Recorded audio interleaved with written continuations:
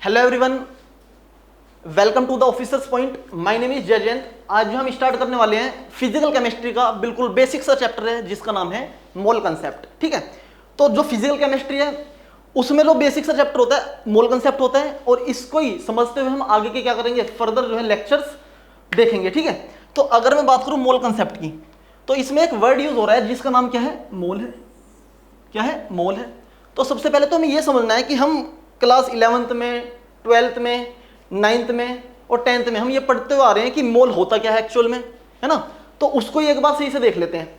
तो अगर मैं मोल की बात करूंगा, मोल को समझने के लिए पहले एक बिल्कुल बेसिक डेली लाइफ का हम एग्जांपल यूज करते हैं। जैसे कि अगर तुम्हें किसी भी सब्सटेंस को, अगर तुम्हें क्या करना है, उसका मास मेजर करना है, तो किस में करोगे, या तो ग्राम में कर लोगे आप, या फिर आप केजी में कर सकते हो, है ना। या अगर मैं बात करूं किसकी, वॉल्यूम की, तो वॉल्यूम को जो तुम मेजर करते हो किस में करोगे, या तो आप मिलीलीटर में करोगे या फिर आप किस में कर लोगे, लीटर में। और कुछ और यूनिट होती है किसकी, वॉल्यूम की, या उनमें कर सकते हो आप। ठीक है, इसी तरीके से मोल जो होती है वो एक ऐसा यूनिट है जो कि रिप्रेजेंट करती है किसको, अमाउंट ऑफ सब्सटेंस को। क्या बोला मैंने, मैं दोबारा से रिपीट कर रहा हूं, क्या बोल रहा हूं कि अगर मैं मोल की बात करूंगा तो मोल क्या है, एक ऐसा यूनिट है जो रिप्रेजेंट करती है किसको, अमाउंट ऑफ सब्सटेंस को, जो कि हम मोल को डील करते हैं किसके अंदर, केमिस्ट्री के अंदर। क्लियर है। देखिए अगर मैं मोल की बात करूंगा तो मोल को देखने एक बार, इसकी हम डेफिनेशन किस तरीके से लिखेंगे। मोल क्या है, it is the SI unit, it is the SI unit, SI unit which is used to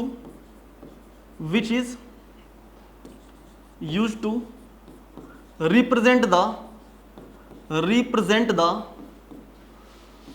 the amount of substance, amount of substance, है ना। तो मैंने मोल क्या बोला कि ये क्या होती है, एक ऐसा यूनिट होती है जो यूज की जाती है केमिस्ट्री के अंदर अमाउंट ऑफ सब्सटेंस को मेजर करने के लिए। क्लियर है। अब इसके बाद हम बिल्कुल बेसिक चीज देखेंगे कि अगर मैं सिंपली, अगर मैं स्ट्रक्चर ऑफ एटम की बात करता हूं, स्ट्रक्चर ऑफ किसकी बात करता हूं, एटम की, तो उसका जो स्ट्रक्चर होता है वो कुछ इस तरीके से होता है। मैं क्या बोल रहा हूं, स्ट्रक्चर ऑफ एटम, दिखने में कैसा है एटम, है ना, उसको देख लेते हैं एक बार। स्ट्रक्चर ऑफ एटम की अगर मैं बात करूंगा सिंपली, तो आप क्या देखोगे,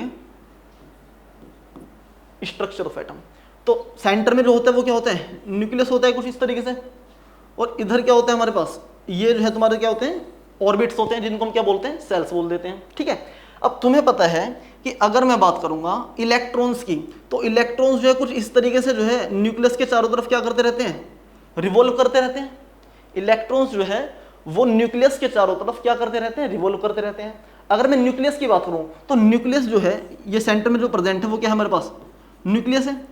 और जो न्यूक्लियस है ये किस किस से मिलकर बना होता है, एक तो आप बोलोगे कि सर इसमें जो प्रेजेंट होते हैं, एक तो हमारे पास न्यूट्रॉन होते हैं और साथ में क्या प्रेजेंट होते हैं, प्रोटॉन प्रेजेंट होते हैं। क्लियर है। और जो इलेक्ट्रॉन होते हैं वो जो है न्यूक्लियस के चारों तरफ क्या करते रहते हैं, रिवॉल्व करते रहते हैं। क्लियर है। अब देखिए अगर मैं बात करता हूं न्यूक्लियस की, तो न्यूक्लियस क्या है, क्या क्या कंटेन्स करता है, एक तो प्रोटॉन्स होते हैं और साथ में क्या होता है, न्यूट्रॉन्स होते हैं। लेकिन अगर मैं इन इलेक्ट्रॉन की बात करूंगा तो ये इलेक्ट्रॉन जो है वो न्यूक्लियस के चारों तरफ क्या करते रहते हैं, रिवॉल्व करते रहते हैं। अगर मैं तुमसे पूछूं कि एटम के अंदर क्या क्या प्रेजेंट है, तो आप बोलोगे कि सर एक तो इलेक्ट्रॉन प्रेजेंट होते हैं, और एक क्या प्रेजेंट होता है, न्यूट्रॉन प्रेजेंट होते हैं, और साथ के साथ क्या प्रेजेंट होते हैं, प्रोटॉन्स प्रेजेंट होते हैं। क्लियर है क्या। अब हम ये देख लेते हैं कि अगर मैं जो हमारे सब एटॉमिक पार्टिकल्स हैं, सब एटॉमिक पार्टिकल्स में किसकी बात कर रहा हूं, एटम की, तो वो कौन कौन से हैं, इलेक्ट्रॉन है, प्रोटॉन है, और क्या है हमारे पास, न्यूट्रॉन है। तो इन पे हम सबसे पहले क्या देखेंगे कि इनका मास क्या होता है, इन पे जो चार्ज है, चार्ज क्या होता है, और इनका जो मैग्नीट्यूड है वो क्या होता है ना। एक टेबल बनाएंगे साइड में और देखेंगे कि अगर मैं बात करता हूं किसकी, सब एटॉमिक पार्टिकल्स की, तो आपने क्या देखा कि जो सब एटॉमिक पार्टिकल्स हैं, सब एटॉमिक पार्टिकल्स जो हैं वो आपने तीन तरीके के देखे किसी भी एटम के अंदर। वो कौन कौन से होते हैं भाई, एक तो हमारे पास क्या होता है, इलेक्ट्रॉन होता है, एक आपके पास क्या होता है, इलेक्ट्रॉन होता है। सेकंड जो होता है वो आपके पास क्या होता है, प्रोटॉन होता है। बिल्कुल बेसिक से स्टार्ट करेंगे, ये क्या होता है हमारा, प्रोटॉन होता है। और थर्ड जो पॉइंट होगा वो क्या होगा आपके पास, न्यूट्रॉन होगा। थर्ड क्या होता है, न्यूट्रॉन होता है। क्लियर है। अब इसके बाद हम क्या देखेंगे कि मैं यहां एक टेबल बनाऊंगा कुछ इस तरीके से,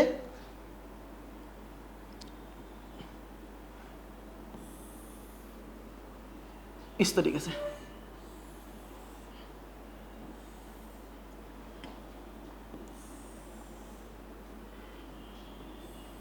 एक तरफ लिख देता हूं मैं सब एटॉमिक पार्टिकल्स, सब एटॉमिक पार्टिकल्स, क्लियर है, जिसमें कि कौन कौन से होंगे, इलेक्ट्रॉन होगा, प्रोटॉन होगा और साथ के साथ कौन होगा, न्यूट्रॉन होगा।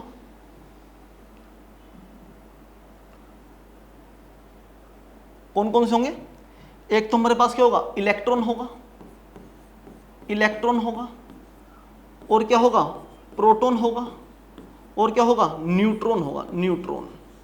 कुछ इस तरीके से इनको जो रिप्रेजेंट करते हैं वो किस तरीके से करते हैं, इलेक्ट्रॉन को हम इस तरीके से रिप्रेजेंट कर सकते हैं, प्रोटॉन को मैं इस तरीके से कर रहा हूं पी से, और न्यूट्रॉन को मैं स्मॉल एन से रिप्रेजेंट कर रहा हूं। क्लियर है। अगर मैं बात करता हूं, एक और कॉलम बना लेते हैं तो कुछ इस तरीके से,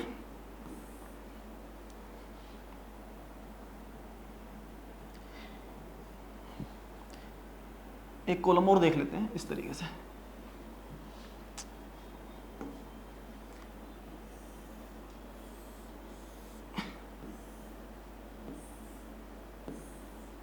क्लियर है।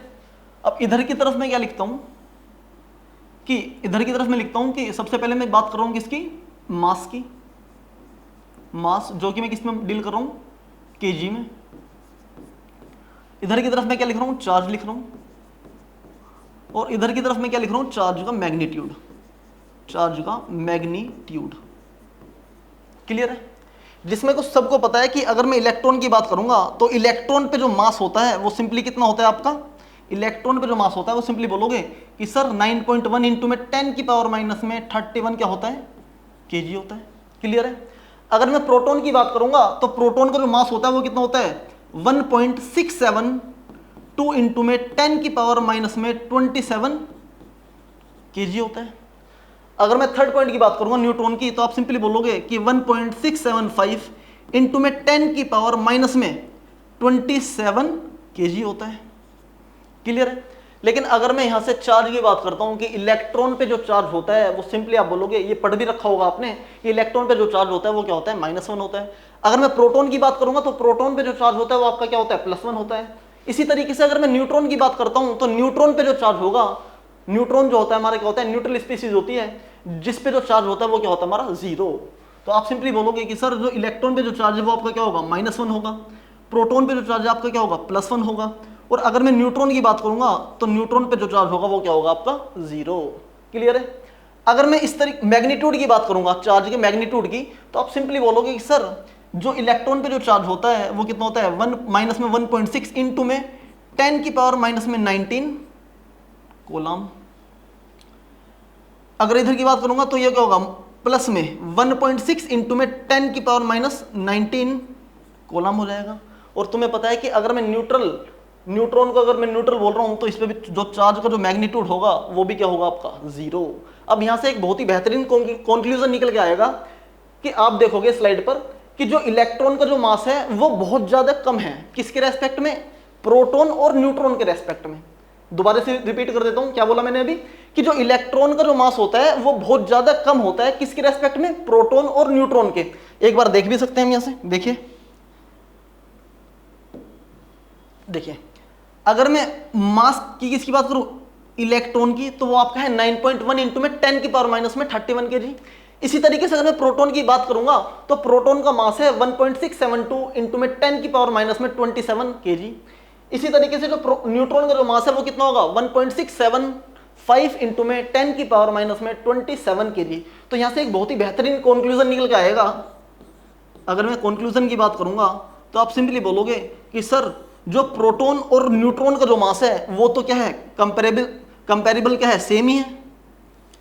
न्यूट्रॉन और प्रोटॉन का जो मास है वो क्या है हमारा, सेम। तो मैं लिख सकता हूं कि जो मास जो है वो किसका, न्यूट्रॉन का, वो नियरली इक्वल है किसके, मास ऑफ प्रोटॉन के।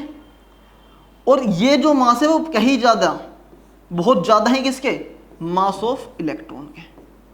बस इस टेबल से आपको एक कंक्लूजन मिला कि सर कि यहां हमने क्या देखा कि जो मास ऑफ प्रोटॉन जो होता है या न्यूट्रॉन का जो मास होता है वो बहुत ज्यादा होता है किसके कंपैरिजन में, मास ऑफ इलेक्ट्रॉन के। तो अब यहां आगे जो हमें पढ़ना है, हमें मास के बारे में देखना है अगर मास की बात करूंगा तो हमें केमिस्ट्री के अंदर 3 तरीके के मास देखने हैं, जिसमें कि आपका एक मास होता है एटॉमिक मास, एक होता है आपका मोलर मास, और थर्ड जो होता है आपका क्या होता है, रिलेटिव मास। तो आगे की तरफ प्रोसीड करते हैं। किसके बारे में जानना है हमें, मास के बारे में। देखिएगा 3 तरीके के मास बोले मैंने आपको, कौन कौन से।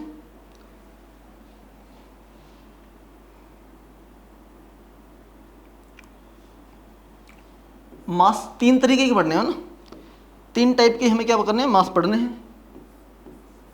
कौन कौन से मास पढ़ने हैं, एक आपका होता है कौन सा, एटॉमिक मास, एटॉमिक मास। एक आपको पढ़ना है क्या, मोलर मास, मोलर मास पढ़ना है एक आपको। और जो थर्ड जो आपको पढ़ना है उसका नाम है आपका रिलेटिव मास। रिलेटिव मास से तुम्हें कुछ हल्का सा समझ में आ रहा होगा कि रिलेटिव मतलब किसी के रेस्पेक्ट में बात हो रही है। क्लियर है।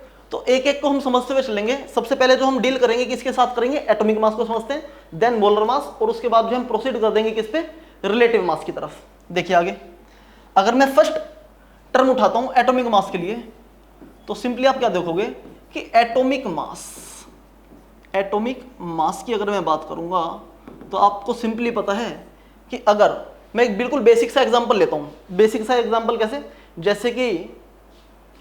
जैसे कि हाँ ये देखिए, अगर मैं इस बोतल की बात करता हूं तो आप सिंपली क्या बोलोगे कि भाई जो इसका मास होगा वो किसकी वजह से होगा, इस ढक्कन की वजह से भी होगा, और एक जो ये बोतल है इसकी वजह से होगा। तो जो टोटल मास होगा तुम इसको और इसको जो ऐड कर दोगे तो यहां से जो आपका किसका मास निकल जाएगा, पूरी बोतल का मास निकल जाएगा यहां से। क्लियर है।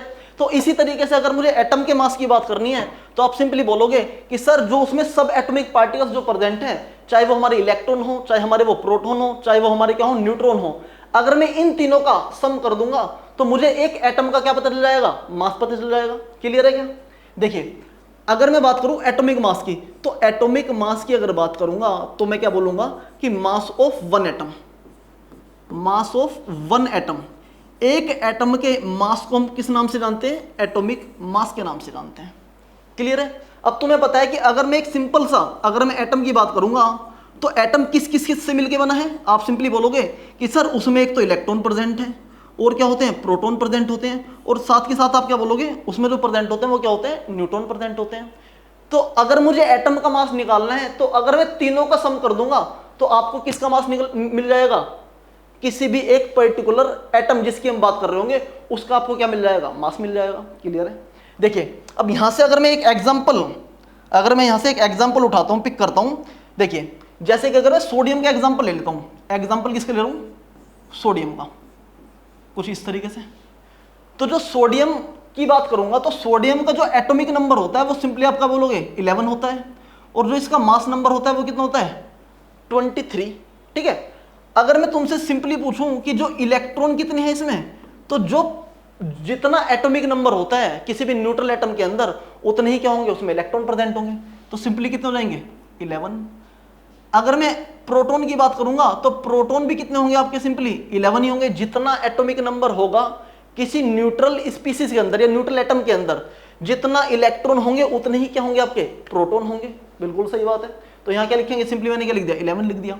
लेकिन अगर मैं आपसे बात करता हूं नंबर ऑफ न्यूट्रॉन की, तो नंबर ऑफ न्यूट्रॉन कितने होंगे आपके, आप सिंपली बोलोगे कि सर मास नंबर, जिसको मैं रिप्रेजेंट कर रहा हूं किससे, कैपिटल ए से, और जो आपका एटॉमिक नंबर है उसको मैं रिप्रेजेंट कर रहा हूं किससे, कैपिटल जेड से।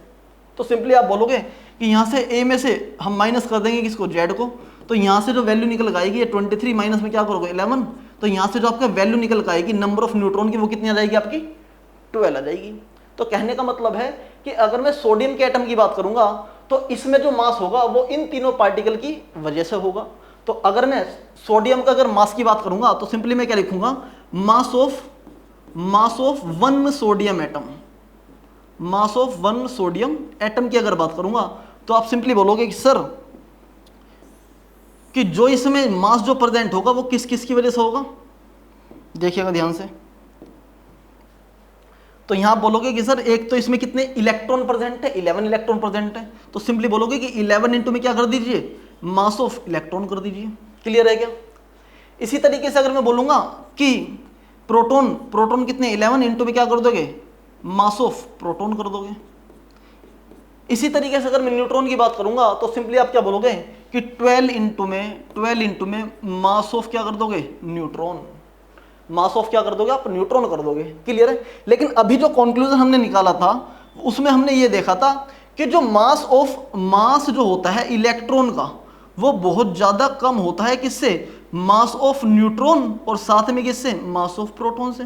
तो कहने का मतलब ये है कि अगर मैं प्रोटॉन और न्यूट्रॉन की बात करूंगा तो इन दोनों के रेस्पेक्ट में जो है मैं इजीली मास ऑफ इलेक्ट्रॉन को क्या कर सकता हूं, नेग्लेक्ट कर सकता हूं।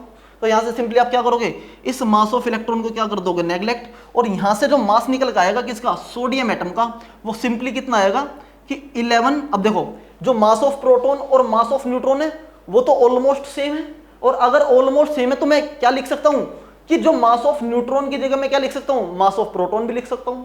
बिल्कुल, अगर ये क्या है, एक दूसरे के नियरली क्या है, इक्वल है, तभी मैं लिख सकता हूं। और जिसमें कि तुमने देखा भी कि मास ऑफ न्यूट्रॉन की अगर हम बात करेंगे तो वो कितना होता है, 1.675 इंटू में 10 की पावर माइनस में 24 ग्राम होता है। अगर मैं प्रोटॉन की बात करूंगा तो आप सिंपली देखोगे कि 1.672 इंटू में 10 की पावर माइनस में 24 ग्राम होता है। तो यहां से एक कंक्लूजन ये निकल कर आया कि अगर मैं 11 इंटू में क्या करता हूं, मास ऑफ प्रोटॉन करता हूं, तो साथ में क्या कर दूंगा मैं आपको कि 12 इंटू में, मतलब मास ऑफ न्यूट्रॉन की जगह में क्या लिख सकता हूं, मास ऑफ प्रोटॉन लिख सकता हूं। यहां तक क्लियर है? अब देखिए इसमें बहुत ही इंटरेस्टिंग सी चीज ये है कि अगर एटम के मास की बात होगी तो सिंपली आप क्या करोगे, सिंपली आप क्या कर दोगे कि 11 इंटू में सिंपली क्या करोगे, यहां से हो जाएगा आपका 23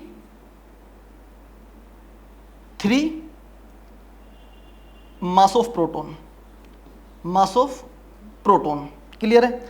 अब इसके आगे एक बार आगे की तरफ देखते हैं कि यहां से जो निकल के आया हमारा डाटा, क्या निकल के आया कि 23 मास ऑफ प्रोटॉन निकल के आया, जिसमें कि अगर मैं बात करूंगा कि जो मास होता है हमारा प्रोटॉन का, मास जो प्रोटॉन का होता है वो कितना होता है, 1.672 इंटू में 10 की पावर माइनस में 23 किसके होता है, ग्राम के होता है। और इसी को मैं किस नाम से जानता हूं, 1 एटॉमिक मास यूनिट के नाम से जानता हूं, जो कि इक्वल होती है किसके, 1/12 मास ऑफ कार्बन एटम के, मास ऑफ कार्बन 12 एटम के। क्लियर है? यहां से मैंने क्या बोला कि जो मास ऑफ प्रोटॉन जो होता है वो सिंपली क्या होता है, 1.672 इंटू में 10 की पावर माइनस में 23 ग्राम, और वो इक्वल होता है किसके, एक एटॉमिक मास यूनिट के। इसको मैं क्या बोल रहा हूं, एक एटॉमिक मास यूनिट। ये क्या है हमारे पास, atomic mass unit, atomic mass unit. Clear है? अब यहां से मैं सिंपली क्या लिख सकता हूं कि जो मास होगा एक सोडियम के एटम का, मैं लिख सकता हूं कि 23 क्या जाएगा, AMU आ जाएगा। क्लियर है? इसको मैं नीचे की तरफ रिप्रेजेंट करता हूं कि नीचे की तरफ हम क्या लिखेंगे कि अगर मैं, अभी हमने क्या निकाला, मास निकाला, मास ऑफ 1 सोडियम एटम की अगर हमने अभी बात करी, सोडियम एटम की, तो वो क्या निकल गई आपकी, वो आया आपका कि 23 AMU, जिसमें कि मैं क्या बोल रहा हूं कि 23 AMU का मीन्स क्या है कि 23 एटॉमिक मास यूनिट बोल रहा हूं यहां से मैं। क्लियर है यहां तक? अब एक चीज और जान लेते हैं कि जो एटॉमिक मास यूनिट है वो आई कहां से है ना, एक चीज ये भी समझ लेते हैं। अगर मैं एटॉमिक मास यूनिट की बात करूंगा तो सिंपली जो है हम जो करंट में जो पढ़ते हैं वो क्या पढ़ते हैं, कार्बन स्केल पढ़ते हैं ना। तो जो हम मास लिखते हैं किसी भी एटम का वो हम किसके रेस्पेक्ट में लिखते हैं, कार्बन स्केल के रेस्पेक्ट में। ठीक है, कार्बन के रेस्पेक्ट में। तो आईयूपीएक के अकॉर्डिंग जो है, आईयूपीएसी के अकॉर्डिंग इन्होंने एक स्टैंडर्ड सेट करा कि जो 1/12 इंटू में मास ऑफ 1/12 इक्वल इंटू में मास ऑफ कार्बन 12 एटम जो इक्वल होते हैं वो किसके इक्वल होते हैं, 1 एटॉमिक मास यूनिट के। क्लियर है? यहां से एज इट इज क्वेश्चन पूछा जा सकता है कि एटॉमिक मास यूनिट जो है वो किसके इक्वल है, तो तुम्हें 4 ऑप्शन दिए जाएंगे और कहीं अगर ये लिखा हुआ मिल जाए तो इजीली क्या कर दोगे तुम, इजीली टिक कर दोगे। क्लियर है? यहाँ से बिल्कुल बेसिक बेसिक से क्वेश्चन बनेंगे, देखिएगा। इसके बाद जो है आगे बढ़ते हैं। अब देखिए, अगर मैं तुमसे पूछूं कि सोडियम का मास बताइए, अगर मैं बात करता हूँ किसकी, सोडियम की, सोडियम तो हमने देख लिया, यहाँ से दोबारा देख लेते हैं।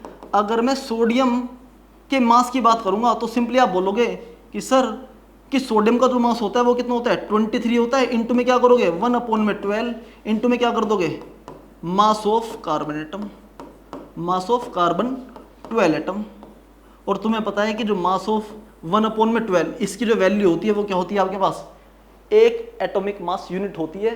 तो यहाँ से बिल्कुल बेसिक सी चीज निकल आएगी जिसका नाम है 23 एटॉमिक मास यूनिट। तो यहाँ से आपने सिंपली क्या लिखा, सोडियम का मास देखा और वो कितना है आपका, 23 एटॉमिक मास यूनिट है। क्लियर है? अगर मैं इसी तरीके से अगर मैं ऑक्सीजन की बात करूंगा, अगर मैं इसी तरीके से ऑक्सीजन की बात करता हूं तो सिंपली आप देखोगे कि जो मास होता है, मास नंबर जो होता है वो सिंपली कितना होता है, 16 होता है। सिंपली क्या लिखोगे कि 1/12 इंटू में मास ऑफ, क्योंकि किसके रेस्पेक्ट में निकाल रहे हो आप, कार्बन 12 के रेस्पेक्ट में, मास ऑफ कार्बन 12। और तुम्हें पता है कि इसकी जो वैल्यू होती है वो क्या होती है, 1 एटॉमिक मास यूनिट के इक्वल होता है। तो यहां से जो आपके क्या निकल कर आएगा कि ऑक्सीजन का जो मास निकल कर आएगा, सिंपली बोलोगे कि वो कितना हो जाएगा, 16 एटॉमिक मास यूनिट। क्लियर है यहां तक? अभी मैंने 2 ही चीज बताई है कि एक आईयूपैक ने जो स्टैंडर्ड सेट किया, और स्टैंडर्ड इस तरीके से सेट किया कि 1/12 इंटू में मास ऑफ 1 कार्बन एटम को हम क्या बोलते हैं, 1 एटॉमिक मास यूनिट बोलते हैं। अगर मैं किसी भी एटम का मास निकालना है तो सिंपली मुझे क्या करना पड़ेगा कि उस एटम का मास नंबर इंटू में क्या कर देंगे, 1/12 इंटू में मास ऑफ कार्बन 12 एटम, जो कि वो किसके इक्वल होता है, AMU के इक्वल होता है। तो यहां से सिंपली आप क्या लिख दोगे, अगर मैं सोडियम की बात करूंगा तो 23 एटॉमिक मास यूनिट आ जाएगा, और अगर मैं ऑक्सीजन की बात करता हूं तो आप सिंपली क्या लिखोगे, 16 एटॉमिक मास यूनिट लिख दोगे यहां से। क्लियर है यहां तक? अगर यहां तक चीजें क्लियर हैं तो आगे प्रोसीड करते हैं, देखिएगा। हाँ, अभी मैंने एक कंक्लूजन, ये बहुत इंपॉर्टेंट है, यहां से एज इट इज क्वेश्चन पूछा जा सकता है। जो मैं स्टार लिखवा रहा हूं ना, जो स्टार करके बना रहा हूं उसको ध्यान से देख लेना, एग्जाम पॉइंट ऑफ व्यू से बहुत ज्यादा इंपॉर्टेंट है। एज इट इज क्वेश्चन पूछा जा सकता है इस लाइन से सिर्फ, है ना। मैंने क्या बोला कि जो मास ऑफ प्रोटॉन जो होता है वो कितना होता है, 1.672 इंटू में 10⁻³ होता है, और वही नियरली इक्वल होता है किसके, 1 एटॉमिक मास यूनिट के, और वही इक्वल होता है किसके, 1/12 मास ऑफ कार्बन 12 एटम के। क्लियर है यहां तक? तो अभी हमने सिंपली क्या देखा कि अगर मुझे एक एटम का मास निकालना है तो उसकी जो यूनिट निकल के आई है वो आपकी क्या आई है, एटॉमिक मास यूनिट। उसकी जो यूनिट निकल के आई है क्या आई है, एटॉमिक मास यूनिट। दोबारा से बता रहा हूं मैं क्या बोल रहा हूं कि अभी हमने क्या देखा, एटॉमिक मास देखा। अगर मुझे किसी भी एटम का मास निकालना है तो सिंपली मैं क्या बोलूंगा कि जो उसकी यूनिट होती है, यूनिट जो होगी वो आप सिंपली बोलोगे कि सर वो जो होगी आपकी एटॉमिक मास यूनिट होगी। क्लियर है? अगर मैं किसी भी एटम की बात करूंगा, जैसे कि मान के चलिए अगर मैं एग्जांपल की बात करूं, पहला एग्जांपल मैं ले रहा हूं, जैसे कि सल्फर है। सल्फर का जो सिंबल होता है वो सिंपली किससे रिप्रेजेंट करते हैं, कैपिटल एस के, कैपिटल एस से। और इसका जो मास होता है वो सिंपली कितना होता है, 32 होता है, और यूनिट जो होगी वो सिंपली क्या होगी, एटॉमिक मास यूनिट होगी। क्लियर है? इसी तरीके से अगर मैं सेकंड एग्जांपल की बात करूंगा तो सिंपली आप क्या देखोगे कि अगर मैं मैग्नीशियम की बात करता हूं, मैग्नीशियम की उसका जो सिंबल होता है वो सिंपली क्या होता है, कैपिटल M, और स्मॉल क्या होता है, G होता है। तो यहां से जो आपका मास निकलेगा वो आपका सिंपली कितना रहेगा, 24 atomic mass unit, 24 atomic mass unit आ जाएगा यहां से। क्लियर है? तो अगर तुमसे एग्जामिनर ये पूछता है कि एटॉमिक मास बताइए, तो बेटा उसकी यूनिट का तुम्हें ध्यान रखना है बहुत अच्छे से कि जो उसकी यूनिट होगी वो क्या होगी, आपकी एटॉमिक मास यूनिट होगी। क्लियर है? तो हमने एक चीज तो पढ़ ली है अभी, वो क्या डिस्कस किया हमने, एटॉमिक मास। ठीक है, इसके बाद जो हमें डिस्कस करना है वो क्या डिस्कस करना है, हमें मोलर मास डिस्कस करना है। तो एक बार देख लेते हैं मोलर मास किसको बोलते हैं। क्लियर है यहां तक? देखिएगा,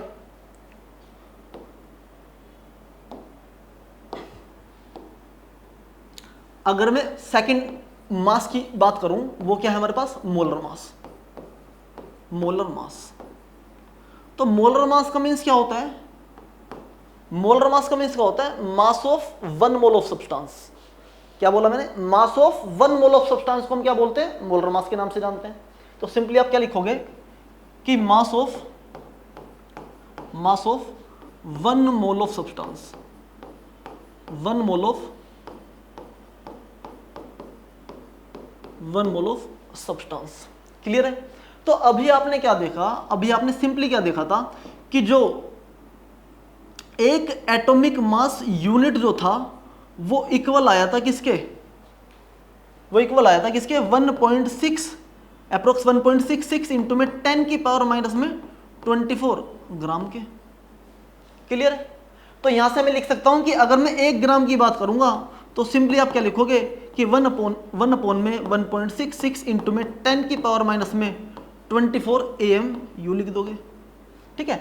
जब तुम 1 अपॉन में 1.66 इंटू में 10 की पावर माइनस 24 से क्या करते हो? डिवाइड करते हो। तो यहां से जो है बहुत इंटरेस्टिंग सा नंबर निकल के आता है, जो कि क्या आता है? 6.022 इंटू में 10 की पावर 23 AMU आता है। और बेटा तुम्हें ये देख के लग रहा होगा कि थोड़ा बहुत ध्यान आया होगा कि सर इसी नंबर को तो हम किस नाम से जानते हैं? एवोगैड्रोस नंबर के नाम से जानते हैं। क्लियर है क्या? देखिएगा, अगर मैं बात करूंगा कि जो हमारा ये नंबर निकल के आया है उसको हम रिप्रेजेंट करते हैं किससे? एन, और स्मॉल में क्या लेंगे? कैपिटल एन, स्मॉल में क्या लेंगे? स्मॉल ए लेंगे। और इसी को हम किस नाम से जानते हैं? एवोगैड्रोस नंबर के नाम से जानते हैं। एवोगैड्रोस नंबर के नाम से जानते हैं, जिसकी वैल्यू जो होती है वो सिंपली कितनी होती है? 6.022 इंटू में 10 की पावर 23। क्लियर है? तो कहने का मतलब ये है कि अगर मैं इसको मैं कुछ इस तरीके से भी तो लिख सकता हूं फिर कि जो 1 ग्राम जो होगा वो इक्वल होगा आपके किसके? Na AMU के, Na एटॉमिक मास यूनिट के इक्वल होगा। क्लियर है? इसमें देखिए आप अब, तो इसको मैं कुछ इस तरीके से लिख सकता हूं कि जो एक एटॉमिक मास यूनिट जो होगा वो हमारा इक्वल हो जाएगा किसके? 1 अपॉन में Na ग्राम के। तो यहां से बहुत ही इंपॉर्टेंट कंक्लूजन निकल के आया। वो क्या निकल के आया कि एक एटॉमिक मास यूनिट जो होता है वो इक्वल होता है किसके? 1 अपॉन में Na ग्राम के। और जिसमें कि Na जो है वो रिप्रेजेंट कर रहा है किसको? एवोगैड्रोस नंबर को, जिसकी वैल्यू जो होती है वो आपकी कितनी होती है? 6.022 इंटू में 10 की पावर 23 होती है। क्या यहां तक क्लियर है? हम अपने वापस टॉपिक पर जाते हैं। क्या पढ़ रहे थे? मोलर मास पढ़ रहे थे। तो अगर तुम्हें मोलर मास पढ़ना है तो सिंपली आप क्या बोलोगे कि जो एक मोल सब्सटेंस का जो मास होता है उसको हम किस नाम से जानते हैं? मोलर मास के नाम से जानते हैं। इसी तरीके से अगर मैं किसी भी एटम की बात करूं और उसका एक मोल ले लूं, जैसे कि अगर मैं एग्जांपल की बात करता हूं तो सिंपली आप क्या देखोगे कि अगर मैं बात करूं मास ऑफ 1 सोडियम एटम की बात करता हूं। स्टार्टिंग से हम सोडियम एटम ले रहे हैं तो उसको ही लिया है हमने, है ना? तो इसमें जो एक एटम सोडियम की बात करूंगा तो उसका जो मास होता है वो सिंपली आप क्या बोलोगे? 23 एटॉमिक मास यूनिट बोल दोगे। क्लियर है? अब देखिए ये तो है हमारा क्या? एक सोडियम एटम का मास है, लेकिन हमें क्या करना है? Mass of 1 mole of sodium atom. 1 mole of क्या लिखेंगे हम? सोडियम एटम की अगर मैं बात करूंगा तो आप सिंपली किससे मल्टीप्लाई कर दोगे? आप सिंपली बोलोगे कि सर 23 AMU इंटू में हम क्या कर देंगे? एवोगैड्रोस नंबर से मल्टीप्लाई कर देते थे, जिसमें कि तुमने 11th और 12th में यही पढ़ा होगा कि अगर एक मोल सब्सटेंस की कहीं भी बात की गई होगी तो सिंपली आप क्या कर देते हो? Na से मल्टीप्लाई कर देते थे। और Na की जो वैल्यू होती थी वो आपकी क्या होती थी? 6.022 इंटू में 10 की पावर 23 होती थी। क्लियर है क्या? अब देखो बहुत ही इंटरेस्टिंग सी चीज यहां से क्या है कि अगर मैं एटॉमिक मास यूनिट और Na की बात करूंगा तो अभी हमने एक रिलेशन निकाला था। वो क्या था आपका? वो क्या रिलेशन आया था कि 1 AMU जो होता है वो किसके इक्वल होता है? 1 अपॉन में एवोगैड्रोस नंबर इंटू में क्या होता है? ग्राम होता है। तो मतलब मैं AMU की जगह में क्या लिख सकता हूं? 1 अपॉन Na ग्राम लिख सकता हूं। तो यहां सिंपली मैं क्या लिखूंगा कि 23 इंटू में 1 AMU इंटू में क्या लिख दोगे? सिंपली Na लिख दोगे। और जिसमें कि मैंने तुम्हें अभी बताया कि जो 1 AMU होता है वो किसके इक्वल होता है? बताइए वो कितना होगा? 23 इंटू में क्या लिखोगे? 1 अपॉन में Na, और यूनिट जो हो जाएगी वो किस में आ जाएगी? ग्राम में, और इंटू में क्या कर दोगे आप? Na। तो यहाँ से एन से एन कैंसिल, और जो तुम्हारी यूनिट निकल के आई है वो बहुत ही इंटरेस्टिंग सी यूनिट है जिससे तुम काफ़ी फैमिलियर भी हो, क्या है, ग्राम है। तो कहने का मतलब ये है कि अगर मैं 1 मोल सब्सटेंस सोडियम का लूंगा तो उसका जो मास होगा वो कितना हो जाएगा, 23 ग्राम हो जाएगा। तो यहां से हमने क्या निकाला, mass of 1 mole of sodium atom, mass of 1 mole of sodium atom निकाल दिया। ऐसा क्लियर है क्या? देखिएगा ध्यान से इसको, यहां से जो वैल्यू निकल के आई है वो कितनी आई है तुम्हारी, mass of 1 mole of sodium atom की बात करूंगा तो उसका जो मास होता है वो कितना होता है, 23 ग्राम होता है। और जिसमें कि तुम ग्राम से जो है बहुत ही ज्यादा क्या हो, फैमिलियर हो, जो कि डेली लाइफ में तुम यूज भी करते हो ग्राम, है ना। ठीक है, अमाउंट ऑफ सब्सटेंस को मेजर करने में सबसे पहले मैंने तुम्हारे साथ जो है ये क्या करा था, डिस्कस किया था। अब इसके बाद देखिए, अगर मैं इसी तरीके से अगर मैं सेकंड एग्जांपल लूं, जैसे कि अगर मैं तुमसे बात करता हूं कि सर ये तो ठीक है, आपने सोडियम का मास बता दिया कि अगर मैं एटॉमिक मास की बात करूंगा सोडियम की तो वो सिंपली कितना हो जाएगा, 23 AME हो जाएगा। तो यहां से हमने क्या देखा कि एटॉमिक मास की जो यूनिट होती है वो आपकी क्या होती है, एटॉमिक मास की जो यूनिट होती है, एटॉमिक मास की जो यूनिट होती है वो क्या होती है, एटॉमिक मास यूनिट होती है। किसी भी एक एटम की मास की जो यूनिट होती है वो क्या होती है, एटॉमिक मास यूनिट होती है।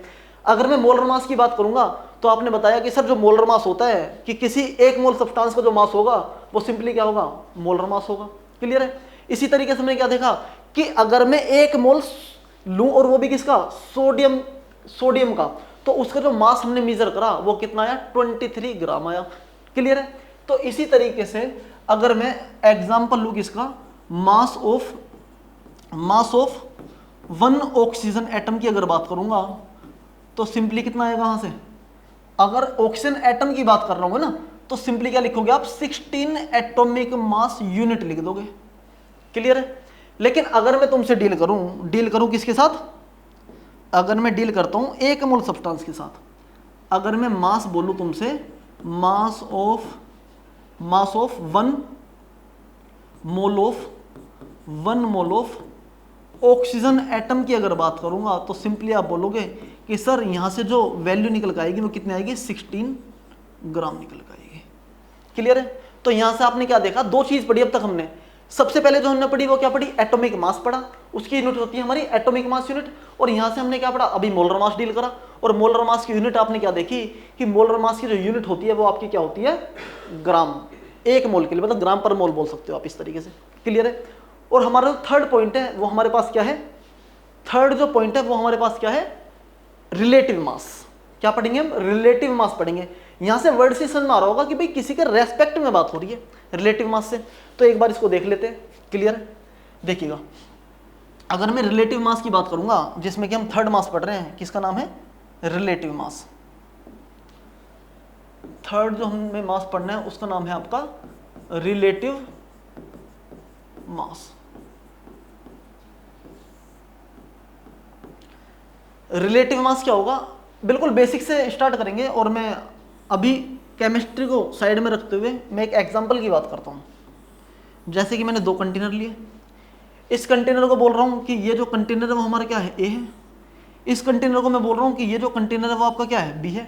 मान के चलिए कि ए का जो मास है वो आपका कितना है, 5 kg है। और अगर मैं बी की बात करूंगा तो बी का जो मास है वो कितना है आपका, 10 kg है। क्लियर है? अगर मैं यहां से तुमसे पूछूं कि सर ये तो ठीक है कि इसका मास 5 kg है, बी का मास कितना है, 10 kg है। अगर मैं तुमसे पूछता हूं कि रिलेटिव मास बताइए मुझे ए का, क्या बोल रहा हूं मैं, कि अगर कोई तुमसे पूछता है कि रिलेटिव मास ऑफ ए क्या होगा, रिलेटिव मास ऑफ ए की अगर बात करूंगा तो सिंपली आप बोलोगे कि सर जो मास होगा वो किसका, मास ऑफ ए अपोन में क्या लिख दोगे, मास ऑफ बी लिख दोगे। मास ऑफ क्या लिख दोगे, सिंपली बी लिख दोगे। तो जो मास ऑफ ए होगा वो तुम्हें पता है कि कितना है आपका, 5 kg है। बिल्कुल सही बात है। अगर मैं बात करूंगा बी की, तो बी के रेस्पेक्ट में बात कर रहे हैं, तो मास जो बी का है वो कितना है, 10 kg है। तो यहां से सिंपल सी वैल्यू जो निकल कर आएगी वो आपकी कितनी आएगी, 1/2 क्या जाएगा, और kg से देखो kg कैंसिल हो जाएगा, तो यहां से जो तुम्हारा नंबर एक निकल कर आया वो कितना है, 0.5। तो यहां से बहुत ही इंटरेस्टिंग सी चीज हमें पता चली कि अब तक हमने क्या देखा कि एटॉमिक मास देखा, उसकी यूनिट क्या होती है, एटॉमिक मास यूनिट होती है। लेकिन अगर मैं बात करता हूं किसकी, अगर मैं बात करता हूँ मोलर मास की, उसकी भी क्या होती है, यूनिट होती है, क्या होती है, ग्राम पर मोल होती है, बिल्कुल सही बात है। लेकिन अगर मैं रिलेटिव मास की तरफ बढ़ता हूं तो हमने क्या देखा कि रिलेटिव मास की तो क्या होता है, ये तो हमारा क्या होता है, यूनिट लेस होता है। क्या होता है, यूनिट लेस होता है। तो मैं यहां लिख सकता हूं कि अगर मैं रिलेटिव मास की बात करूंगा तो ये एक ऐसा मास है जिसकी कोई यूनिट नहीं होती। तो मैं क्या बोल रहा हूं, सिंपली यूनिट लेस है। क्लियर है। इसी तरीके से अगर मैं केमिस्ट्री की टर्म में डील करूंगा तो अगर तुम्हें क्या देखना है, मास ऑफ मान के चलिए अगर मैं सोडियम एटम की बात कर रहा हूं, शुरू से एग्जांपल सोडियम ही ले रहे हैं, तो मैं किसकी बात करी, मैंने सोडियम एटम की बात करी। तो हम जो है रिलेटिव मास में जो है हम किसके रेस्पेक्ट में लेते हैं भाई, अभी हमने एग्जांपल देखा कि अगर मैं रिलेटिव मास ए की बात कर रहा था तो हम बी के रेस्पेक्ट में बात कर रहे थे। इसी तरीके से केमिस्ट्री के अंदर जब तुम रिलेटिव मास डील करते हो किसी भी एलिमेंट का, तो हम क्या करते हैं कि मास ऑफ दैट सब्सटेंस या दैट एटम जिसकी हम बात कर रहे हैं, और अपॉन में हम क्या लिखेंगे, 1/12 इंटू में मास ऑफ कार्बन एटम, क्योंकि हमने जो है एक क्या कर रखा है, एक स्टैंडर्ड सेट कर रखा है। क्लियर है क्या। मास ऑफ सोडियम एटम की अगर मैं बात करूंगा तो सिंपली आप बोलोगे कि mass of 1 sodium atom, mass of 1 sodium atom upon में आप सिंपली क्या लिखोगे कि किसकी रेस्पेक्ट में बात हो रही है, 1/12 इंटू में mass of carbon 12 atom, mass of carbon 12 atom. Clear है। और जिसमें कि मैंने तुम्हें अभी बताया था कि जो 1/12 मास ऑफ कार्बन एटम होता है, तो बेटा ये तो इक्वल होता है किसके, atomic mass, 1 atomic mass unit के इक्वल होता है। क्लियर है। इसी तरीके से अगर मैं मास ऑफ 1 सोडियम एटम की बात करूंगा तो आप सिंपली बोलोगे, सिंपली आप क्या बोलोगे कि अगर मैं मास ऑफ 1 सोडियम एटम की बात करूंगा तो अभी हमने पढ़ा है कि एक एटम अगर सोडियम के मास की बात करेंगे तो उसका जो मास होता है वो कितना होता है, 23 AMU होता है। अपॉन में क्या लिखेंगे, 1 AMU। तो यहां से आप क्या देखोगे कि AMU से क्या हो जाएगा, AMU कैंसिल, और जो तुम्हारा रिलेटिव मास निकल के आएगा सोडियम का वो एक नंबर निकल के आएगा जो कि कितना हो जाएगा, 23। क्लियर है क्या। तो यहां हमने क्या देखा, रिलेटिव मास। यहां एक बार रिलेटिव मास लिख लो, हम बात किसकी कर रहे हैं, रिलेटिव मास की, रिलेटिव मास की। क्लियर है। तो यहां हमने क्या देखा कि अगर मैं रिलेटिव मास की बात करूंगा, रिलेटिव मास की बात करूंगा, और वो भी किसकी बात कर रहा हूं, relative mass of sodium atom की बात कर रहा हूं, तो हमने क्या देखा कि उसकी जो वैल्यू निकल के आई है वो कितनी निकल के आई है, वो जो वैल्यू निकल के आई है आपकी वो कितनी है, 23 आई है। ठीक है, 23 निकल के आई है। और यहां से जो हम एक कंक्लूजन देखेंगे, और कंक्लूजन आपका क्या होगा कि हमने आज की क्लास में 3 चीज पढ़ी है। मास की टर्म में अगर मैं डील कर रहे थे हम, तो मास की टर्म में हमने 3 ही चीज पढ़ी है। वो क्या क्या है आप एक बार देख लीजिए इसको। 3 चीज पढ़ी है। पहली चीज क्या है आपकी, पहले आपका एटॉमिक मास, एटॉमिक मास पढ़ा है एक तुमने। सेकंड आपका मोलर मास, मोलर मास पढ़ा है एक आपने। और थर्ड जो आपने पढ़ा है वो आपने क्या पढ़ा है, रिलेटिव मास। तो यहां से जो है मैं इस क्लास का कंक्लूजन की अगर बात करूंगा तो हम सिंपली ये क्या देख रहे हैं, कंक्लूजन देख रहे हैं आज की क्लास का। कंक्लूजन वो क्या पढ़ा आपने कि अगर मैं एटॉमिक मास यूनिट की बात करूंगा, तो एटॉमिक मास की बात करूंगा तो सिंपली इसकी जो यूनिट होती है, इसकी अगर मैं यूनिट की बात करूं तो यूनिट कितनी होती है, क्या होती है, एटॉमिक मास यूनिट होती है। अगर मैं मोलर मास की बात करूंगा तो मोलर मास में जो इसकी यूनिट होती है वो आपकी क्या होती है, ग्राम होती है। लेकिन हम किसकी बात कर रहे हैं, 1 मोल सब्सटेंस की, तो सिंपली मैं क्या बोलूंगा, ग्राम की बात करूंगा। अगर मैं रिलेटिव मास की बात करता हूं तो बेटा आपने क्या देखा कि इसकी तो क्या कोई यूनिट ही नहीं होती। तो मतलब ये जो क्वांटिटी है एक कैसी हमारी यूनिटलेस क्वांटिटी है। और बस एक एग्जांपल देखते हैं और आज की क्लास का यहीं ओवर करते हैं। क्लियर है। देखिए अगर मैं बात करूं, जैसे कि अगर मैं मैग्नीशियम की बात करता हूं, मैग्नीशियम एटम की बात करूंगा तो आप सिंपली क्या देखोगे कि अगर मैं एटॉमिक मास की बात करूं किसकी, मैग्नीशियम की, तो वो कितना होगा आपका 24 एटॉमिक मास यूनिट होगा। क्लियर है। अगर मैं मोलर मास की बात करूंगा तो सिंपली आप क्या देखोगे 24 ग्राम होगा। अगर मैं रिलेटिव मास की बात करता हूं तो बेटा सिंपली आप बोलोगे कि सर इसकी तो कोई यूनिट नहीं होती, तो सिंपली एक क्या मिलेगा तुम्हें, एक नंबर मिलेगा। और आज की क्लास जो है हमने 3 चीज पढ़ी है, एक तो रिलेटिव मास, एक एटॉमिक मास और एक आपका क्या था, मोलर मास। तो आपने क्या देखा कि जो एटॉमिक मास की जो यूनिट होती है वो क्या होती है, एटॉमिक मास यूनिट होती है एटम की, किसी भी एटम का मास की अगर बात करूंगा। और अगर मैं मोलर मास की बात करूंगा तो वो क्या होती है, आपकी ग्राम होती है। और इसी तरीके से अगर मैं रिलेटिव मास की बात करूंगा तो उसकी कोई यूनिट नहीं होती है। क्लियर है? होपफुली आपको यहाँ तक सारी चीज़ें क्लियर हो गई होंगी। Thank you so much.